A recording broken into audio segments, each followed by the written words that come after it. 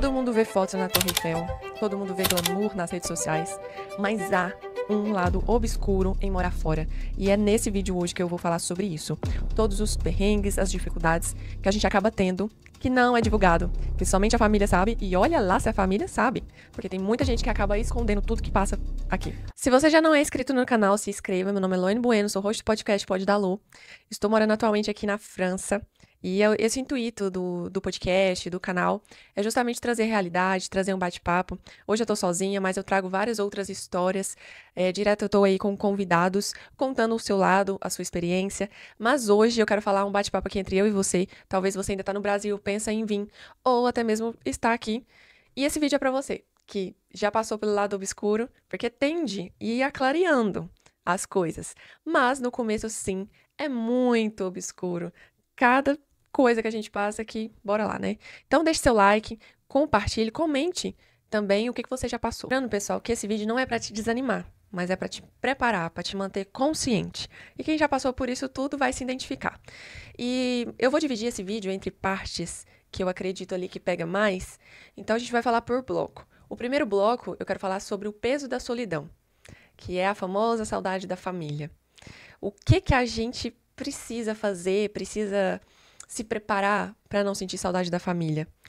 E eu vou te falar que não tem como, que é algo assim, quando eu saí, quando eu sabia que eu ia viajar, né, eu comecei a tratar assim 30 vezes melhor.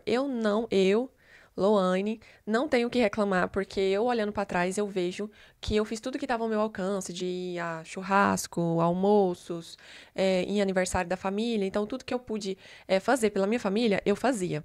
Então eu não carrego esse peso. Porém, quando eu fiquei sabendo que eu realmente ia vir, eu tripliquei, sabe? Que é tipo assim, teve uma vez que eu lembro até hoje que eu tirei foto assim da minha mãe e vó, aí ela, por que você tá tirando foto? Eu falei, mãe, porque eu vou lembrar desse almoço aqui. Um almoço simples, sem nada, sem ninguém, sem nada de estrondioso assim na comida, de diferente. Mas mesmo assim eu falei, mãe, eu vou tirar foto porque eu vou lembrar desse momento. E foi dito e certo, né? A gente olha as galerias aí da gente e acaba tendo aquele baque. Então as fotos, e guarde memórias. Se você ainda tá no Brasil, triplique, intensifique ali o momento com a sua família, porque realmente é muito doloroso. É um lado muito obscuro, porque você vai passar datas de aniversário sem ninguém. Se você for vir com a sua família, vamos supor com seu esposo, com seus filhos, é a sua família. Mas cadê a mãe, o tio, o avô, aquela união, sabe? Aquele aconchego? Não tem. Então você tem que vir preparado, na verdade consciente, porque realmente, igual eu falei pra vocês, não tem como vocês achar que vão se preparar, que eu vou me blindar. Porque quando chega aqui, aí o negócio aperta. E realmente você precisa ter essa conscientização que você pode aproveitar ao máximo, sim. Só que hoje também tá muito fácil, né? Vamos combinar, gente. A gente tem videochamada, temos WhatsApp de conversar mesmo. Então, a videochamada, pra mim, ela já é um ótimo, assim. Não tem um contato físico, mas a videochamada é tudo, né? Dá pra você ligar pra pessoa, dá pra você gravar vídeo, depois enviar.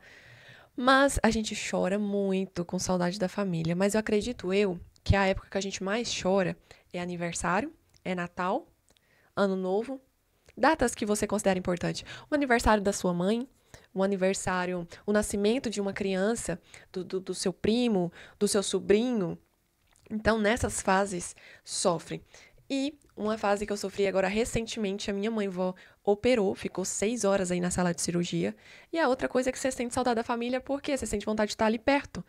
A gente não pode fazer nada, não pode entrar na sala de cirurgia, mas a gente poderia estar no hospital, poderia levar para fazer exames, como eu fiz da outra vez, porque não é a primeira cirurgia que ela fez.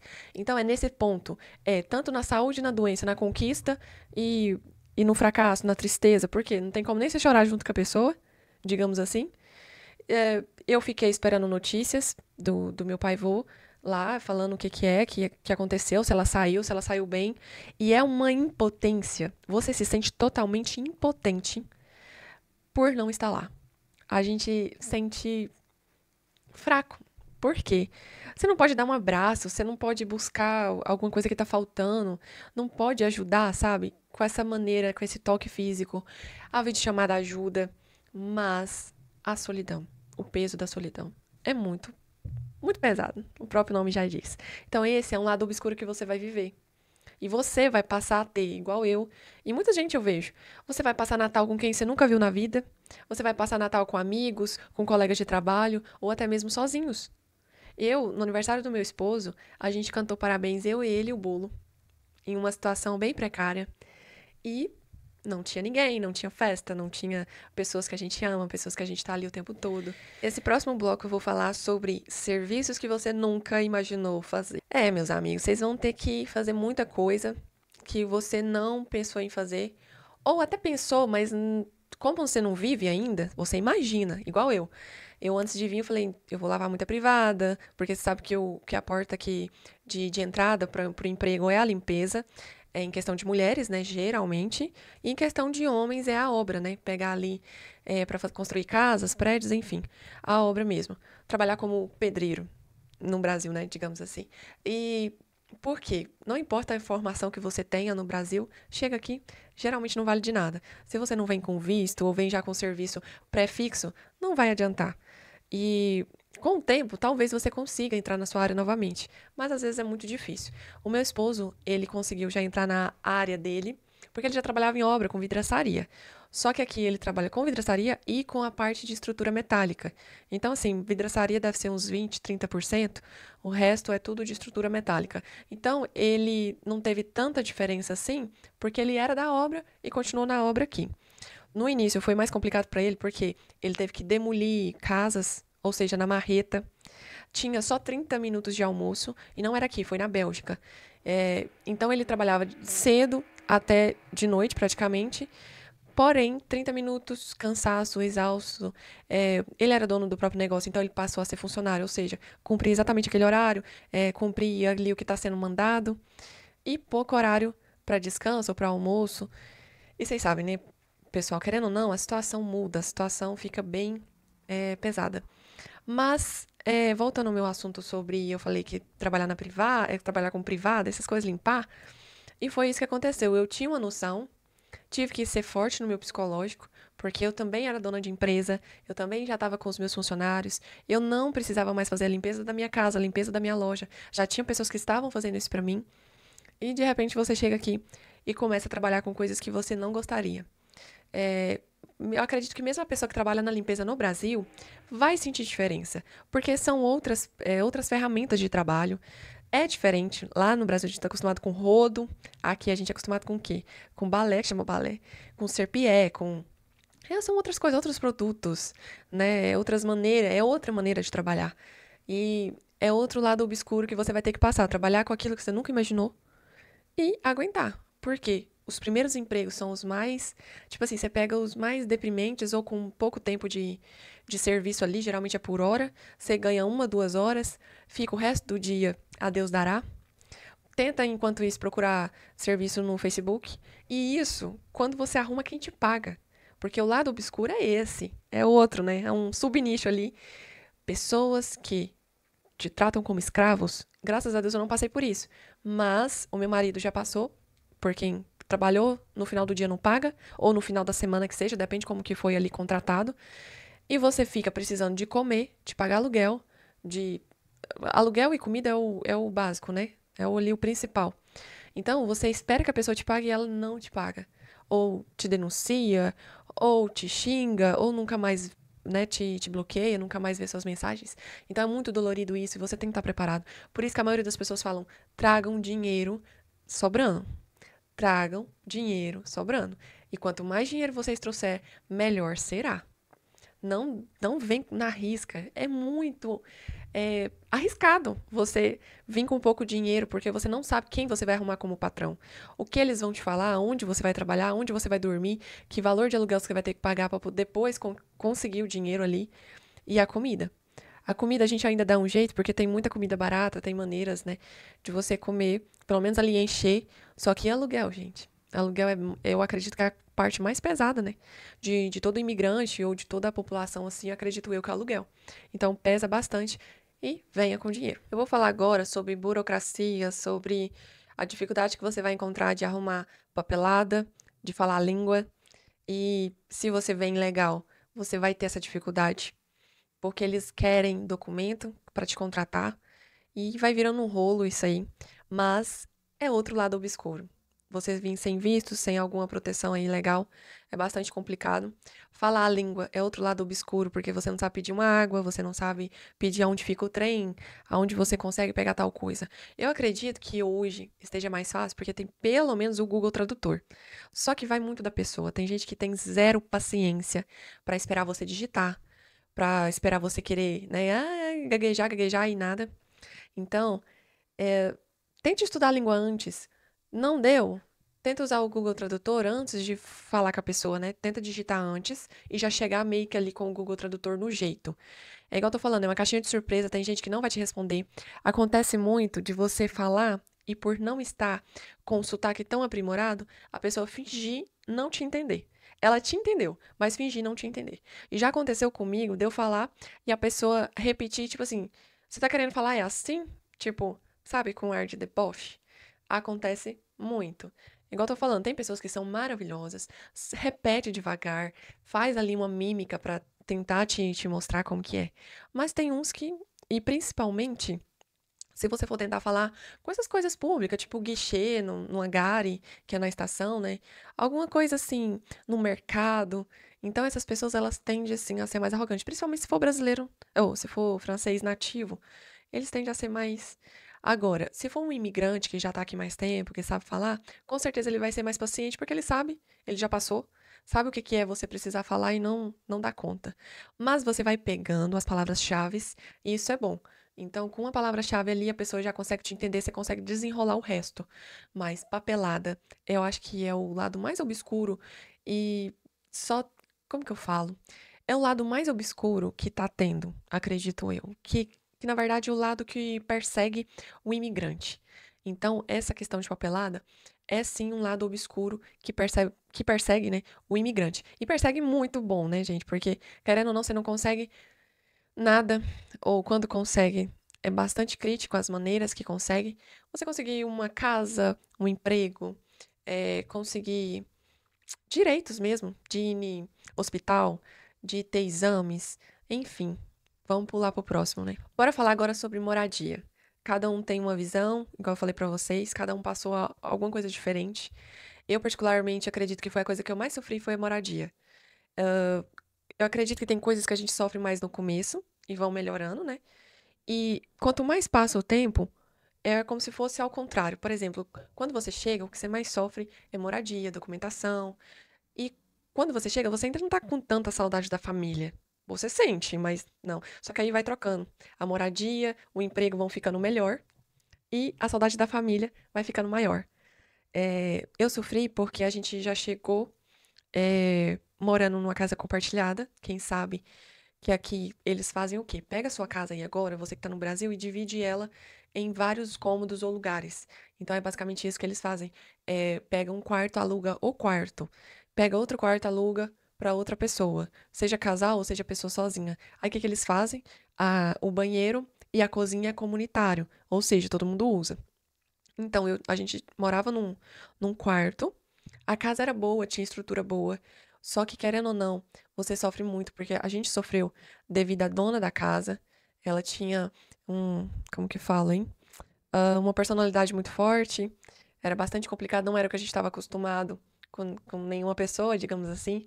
Então, tinha vários probleminhas chatos. Aí, pensa você aí. Você morar com quem você nunca viu na vida. A gente morava com português, morava com brasileiro. Tem casos também das pessoas morarem com italiano. É muita nacionalidade num lugar só, gente. Todos os lugares aqui você vê o tempo todo, cada um conversando uma língua diferente. Ou seja, é um chinês, um japonês ali, um alemão aqui. Então, assim, é muita cultura. Um árabe do outro lado. E a gente ficou cerca de mais ou menos 2 meses que eu tava pra enlouquecer. E a gente resolveu sair, conseguiu outro local. E nisso, a gente dividia banheiro, dividia cozinha, dividia toda a área social. A única coisa que era nossa era o quarto. Mas, é, olhavam até o lixo, o que que você jogava, o que que você não deixava. Eu já esqueci, sei lá, de lavar alguma coisa. Então, assim, é muito complicado. E não é só você.